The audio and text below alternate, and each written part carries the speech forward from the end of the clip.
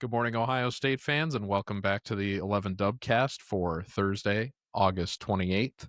I'm joined by our fearless beat correspondent, Andy Anders, who just got wrapped up with the last round of off-season midweek interviews before the season opener this Saturday. Andy, how you doing today?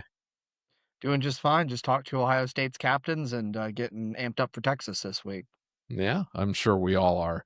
So I would normally, coming out of an interview session, you would think there would be some interesting things to talk about, but we actually got a late bit of interesting news from behind enemy lines today that I think at least myself and I'm sure many of other fans are curious to discuss, and that would be from Ohio State's former running backs coach turned enemy running backs coach Tony Alford, giving an interesting quote to the Michigan media today.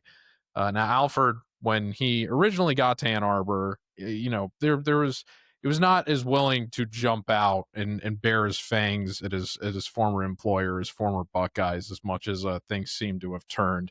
When he did get to Ann Arbor in his introductory press conference, he originally said, "I have so much respect for Ohio State and the Ohio State community and what they presented to me and my family through the years. It was not an easy decision to leave.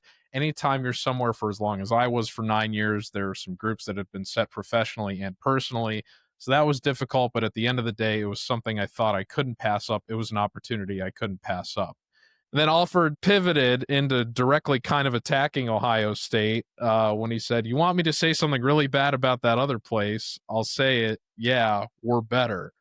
Uh, that was just kind of a direct shot. I'm just curious what your thoughts were on that, especially given we're not even. It's one thing if this happens close to the week of the game, but I mean we're not even season hasn't even kicked off yet for either of these teams, and it seems like both sides have the rivals still fresh in their head, especially after all the Lions Gate fallout. So just I'm curious what your perspective on all this is.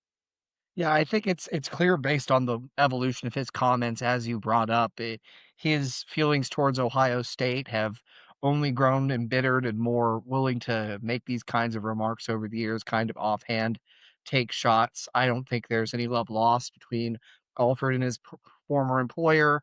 And to me, it's the rivalry, right? Guys are gonna say these kinds of things. I enjoy in some parts that this sort of juice is back. Like, I remember, and look, I'm not saying at all it's a good thing that Michigan's been winning in the rivalry, but like back in the late Urban Meyer years when they lost 8 times in a row, and it just like everyone was around the country was saying it's not really the greatest rivalry in college football anymore. Like, who cares? Ohio State just beats them every year, and you never got like moments like this where you get Jeremiah Smith guaranteeing wins, you get other guarantees coming from Michigan, you get comments like this from guys who cross over from Ohio State to Michigan.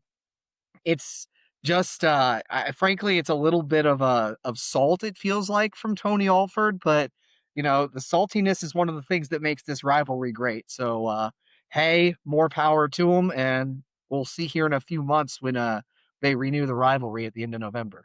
Well, it's certainly interesting timing from Alford to make these comments, not only because of where we're at the end of the offseason, so far away from the game itself, but also Michigan obviously just won a highly coveted recruiting battle for the number one running back in the next cycle in Savion Hitter over Ohio State, someone that Ohio State coveted and targeted very aggressively in their own right. But at the same time, the man who infamously said he was going to revolutionize the running back position, Donovan Edwards, didn't make an NFL team as of a couple days ago or earlier this week. So the most recent running back export for Mr. Alford, albeit not somebody he recruited, but somebody who he had to have taken under his wing during his time in Michigan, didn't end up revolutionizing the position as he thought he would. So it's, he's probably feeling himself after that recruiting battle a little bit, but I would imagine if Ohio State had a sugar daddy that could throw seven figures at any recruit that they wanted, that they might have been a little bit more competitive for that. But maybe it wasn't a pure money thing. Maybe it was a nice fit. Who's to say? We'll see how it plays out on the field.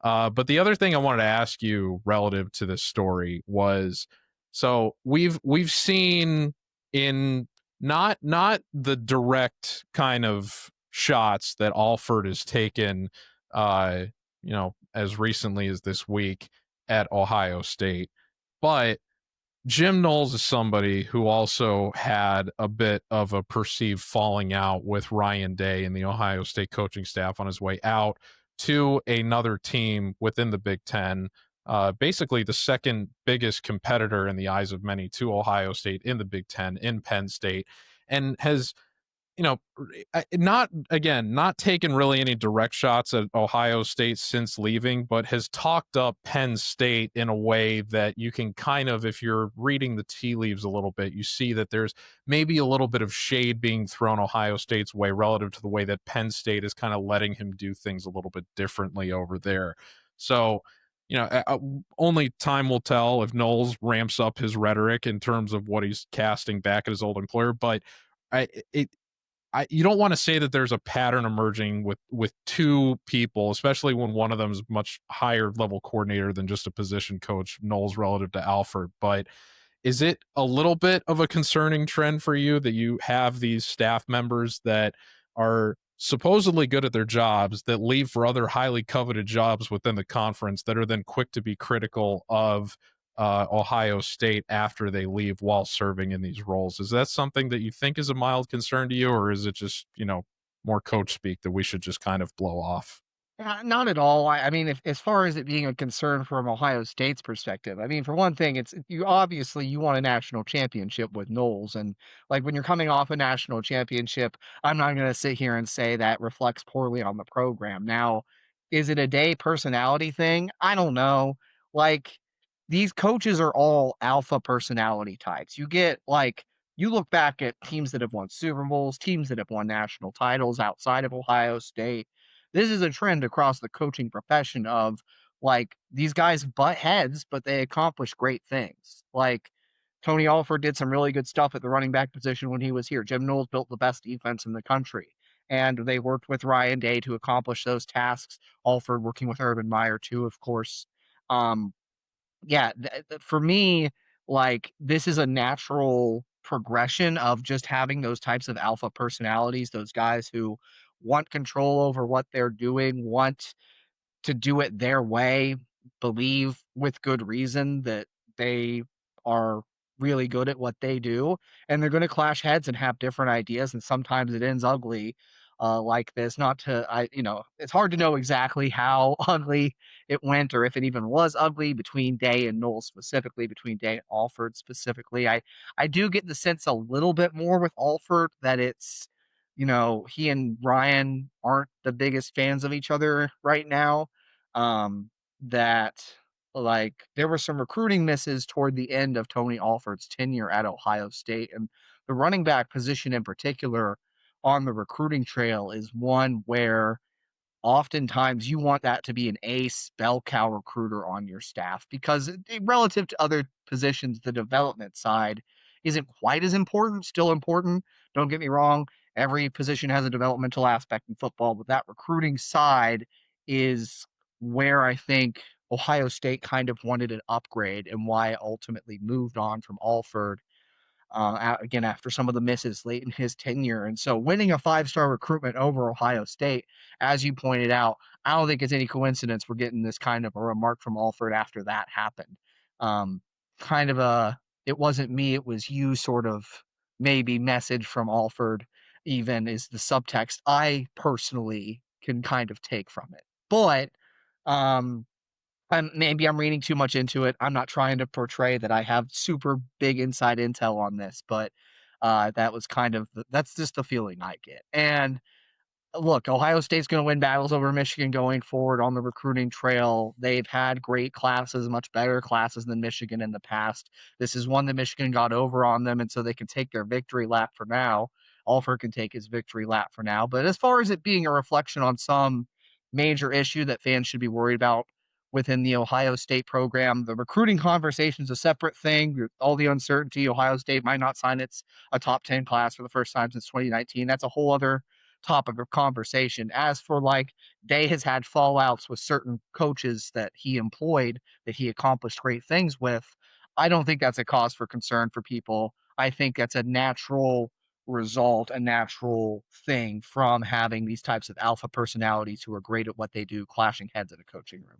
Yeah, and I'm glad that you brought that up because I think that in the equation of, what makes a great football coach at any level or just a great coach in sports in general, I use a term as a homegrown Chicago sports fan, I like to use the term Phil Jacksonian in terms of the ability to manage lots of A-type personalities successfully. That is not an easy thing for anybody to do, even a great coach. And even in the time where Phil Jackson gets brought up, a lot of the times it's specifically among players. I would imagine it's even more difficult when you're trying to juggle a lot of coaches, particularly in such a I don't want to call it a cutthroat culture, but there's so much movement and coaching carousel activity every year in college football. Guys trying to get to better opportunities constantly, going from group 5 to power 5 to the NFL, position coach to coordinator, coordinator to head coach. Guys are constantly trying to climb the ladder. It's a competitive environment, not just for the players, but for the coaches too. And so for, Day, a big emphasis for him last year, he talked about wanting to be more of like the manager type and letting the coordinators kind of do their thing. And he did, I think, let Chip Kelly do a really good job of that to Chip's own success. I think he gave Knowles a pretty good leash too. There's some speculation about what may have happened after the Oregon game going into the national championship. And now obviously Knowles is at Penn State.